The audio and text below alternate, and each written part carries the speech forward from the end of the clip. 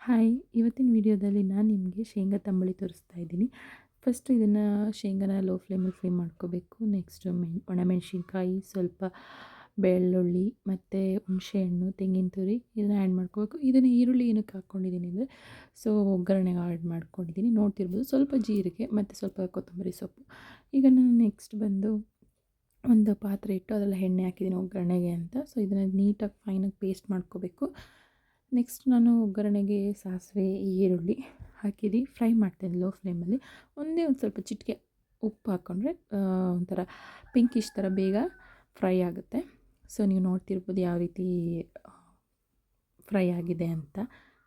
Next ನಾವು ರುಬ್ಬಿರೋ ಅಂತಹ ಇದನ್ನು ರುಬ್ಕೋಬೇಕು. ಅದಕ್ಕೆ ಫಸ್ಟ್ ನಾವು ಈ ಕುಶಾಣಿ ಕಾಳನ್ನು ಸ್ವಲ್ಪ ಲೋ ಫ್ಲೇಮಲ್ಲಿ ಇಟ್ಕೊಂಡು ಫ್ರೈ ಮಾಡ್ಕೊಂಡು ಆ್ಯಡ್ ಮಾಡ್ಕೋಬೇಕು. ತುಂಬ ಟೇಸ್ಟಿಯಾಗಿರುತ್ತೆ ತಂಬುಳಿ. ಚಳಿಗಾಲದಲ್ಲಿ ತುಂಬ ಬೆಸ್ಟ್ ಅಂದರೆ ಬೆಸ್ಟ್ ರೆಸಿಪಿ. ಒಮ್ಮೆ ಟ್ರೈ ಮಾಡಿ ನೋಡಿ, ತುಂಬ ಟೇಸ್ಟಿ.